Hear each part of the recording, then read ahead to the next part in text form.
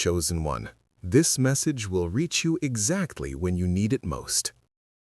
In the narrow, rain-soaked streets of an old port city, Ayan lived like a ghost who had forgotten to die. 29 years old, no parents left to disappoint, no real friends left to disappoint. A rented room that smelled permanently of damp walls and yesterday's instant noodles. A job that paid just enough to keep the lights on and the landlord from changing the locks again. Every night the same ritual. He would sit on the edge of the mattress, phone in hand, scroll through the same 3 apps until his eyes burned, then stare at the ceiling until sleep decided whether it would visit him or not. He had stopped praying for miracles years ago. Miracles, he decided, were just delayed disappointments with better marketing. But tonight was different. It was 2:17 a.m. when the notification came. Not a WhatsApp message, not an Instagram story view, not even one of those spam "your loan is approved" texts. Just a single line on the lock screen from an unknown sender, no number displayed. This message will reach you exactly when you need it most. Ayan blinked, tried to swipe it away. The notification refused to disappear. He opened it. The message inside was short. You are allowed to stop trying to be okay for a while. Just breathe. The version of you that survives tonight is already enough. He stared at the words until they blurred. Then something cracked inside his chest, not loudly, not dramatically, just a small, tired sound, like an old branch finally giving up. He cried. Not the cinematic kind, not beautiful tears rolling down cheeks, the ugly, choking, snot-running, can't-breathe properly kind. He cried for the boy who once believed he would be someone important. He cried for the man who had spent years pretending that fine was the same thing as alive. He cried for every time he'd said, "I'm good," when the truth was, "I'm disappearing." When the crying finally slowed to hiccups, he noticed something else. The message had updated. New text appeared beneath the first one. You were never supposed to carry it all alone. The weight you feel right now, it's proof you've been carrying things that were never yours to carry. Another wave hit him, smaller this time, more like quiet surrender than violence. He didn't know how long he sat there. At some point, he typed back, half expecting nothing. Why now? The reply came instantly. Because tonight you finally admitted, even if only to yourself, that you're drowning. The moment you became honest about the depth of the water, that's when rescue became possible. Ayan laughed once, a broken, surprised sound.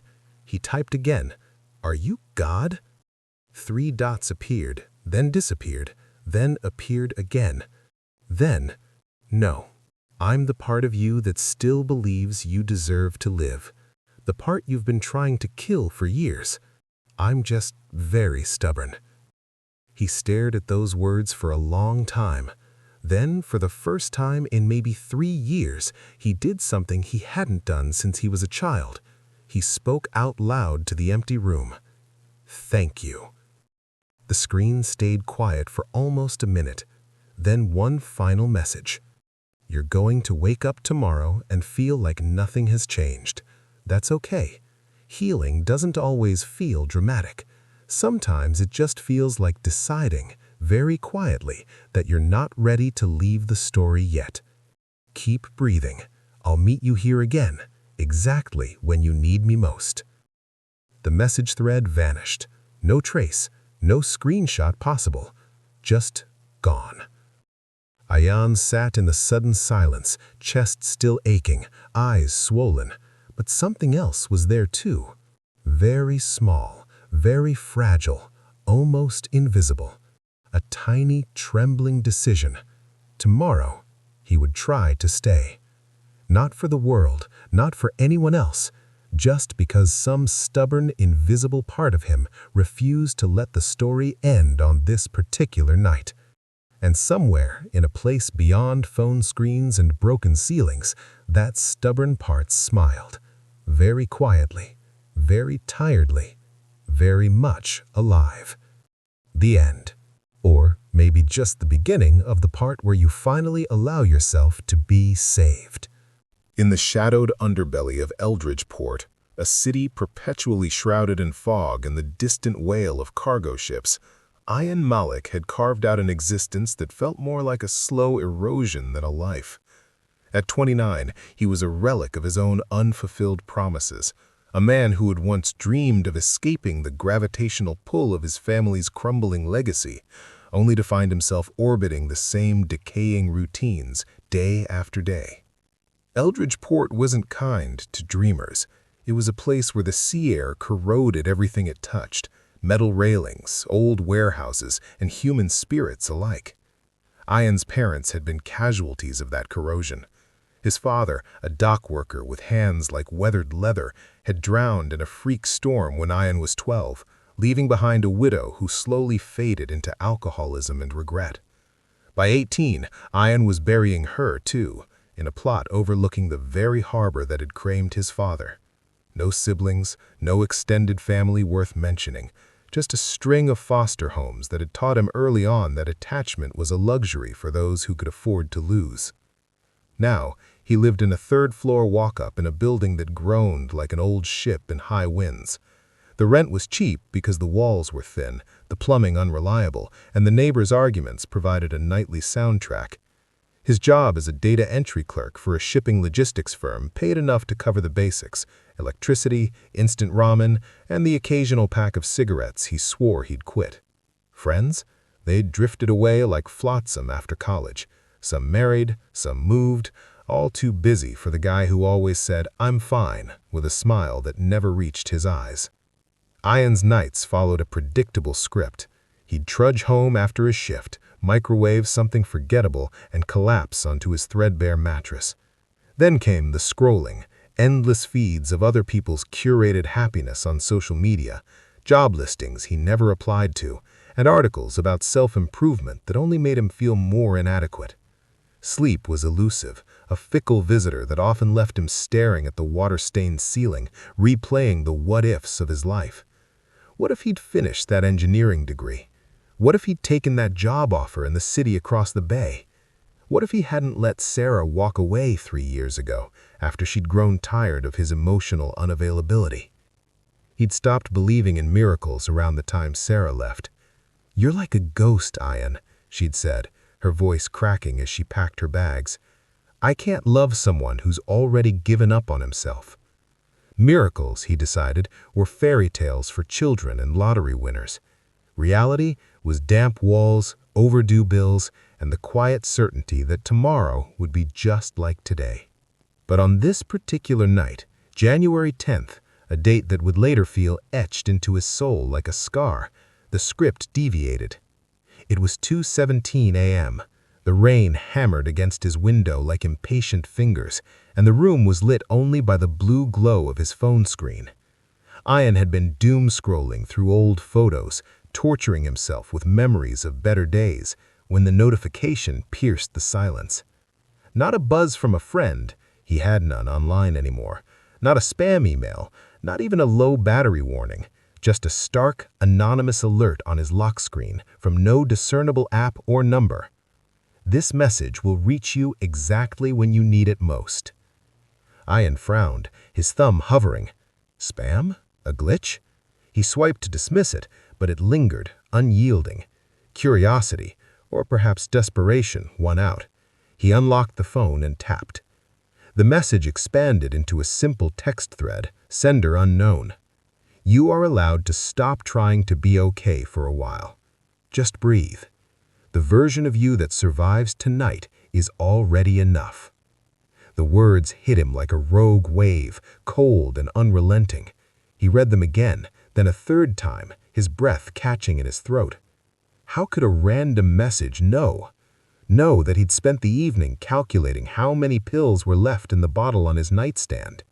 Know that the weight in his chest had grown so heavy it felt like drowning on dry land? Something inside him fractured, not with a dramatic shatter, but with a soft, inevitable crack, like ice giving way underfoot. Tears came unbidden, hot and furious, Not the poetic kind from movies, but raw, guttural sobs that racked his body. Snot dripped on his shirt. His hands shook as he clutched the phone. He cried for the 12-year-old boy who'd stood alone at his father's funeral, pretending strength for a mother who couldn't muster it. He cried for the 18-year-old who buried her, vowing to make something of himself in their memory. He cried for the 26-year-old who let Sarah walk away because admitting he needed her felt like weakness. And he cried for the man he was now, invisible, exhausted, teetering on the edge of oblivion. Minutes blurred into what felt like hours. When the storm in his chest finally subsided to ragged breaths, he noticed the screen had changed. New text had appeared, as if the message were alive, responding to his unspoken turmoil. You were never supposed to carry it all alone. The weight you feel right now, it's proof you've been carrying things that were never yours to carry forever. Your parents' pain wasn't your inheritance. Sarah's leaving wasn't your failure. This city's indifference isn't your fault. Aeon's eyes widened. How? He hadn't typed anything, hadn't shared details, yet the words sliced through his defenses, exposing the rot beneath. Another wave of emotions surged, but this time it was quieter, less violent, more like a weary exhale.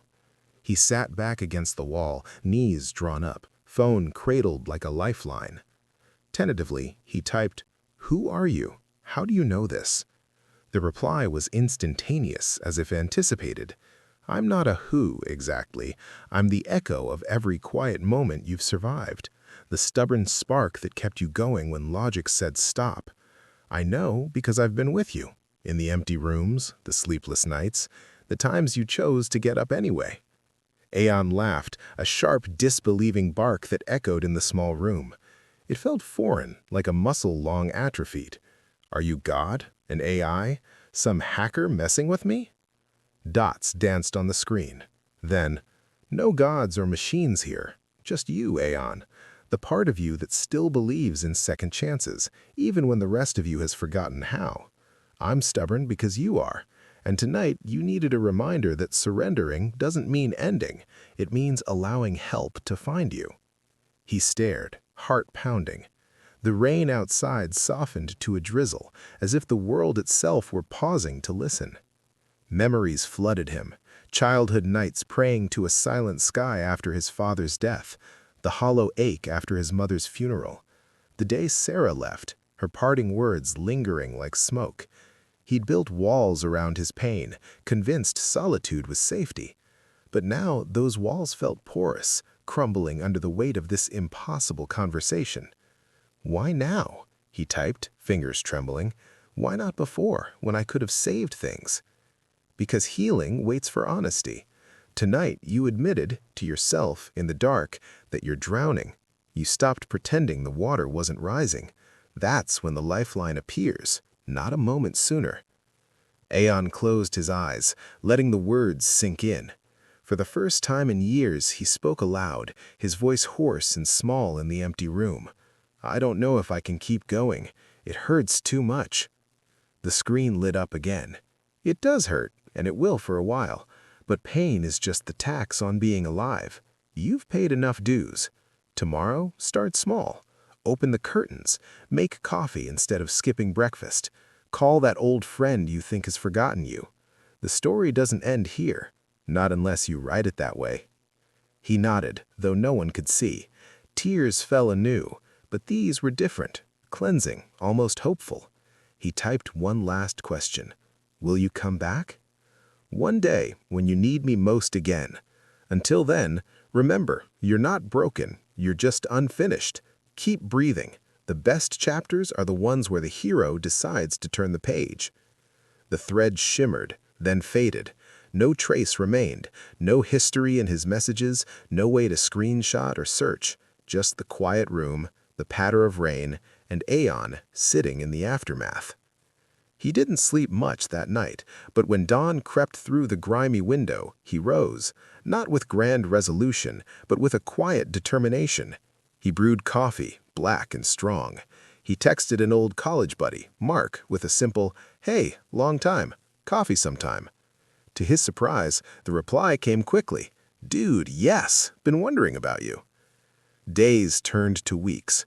Aeon sought therapy, a step he'd avoided for years, finding solace in unpacking the baggage he'd carried alone. He applied for a better job at the firm, leveraging skills he'd let rust. And on lonely nights, when doubt crept back, he'd remember the message, not as a miracle, but as a mirror reflecting his own resilience. Months later, on a clearer evening, Aeon stood by the harbor, watching ships depart.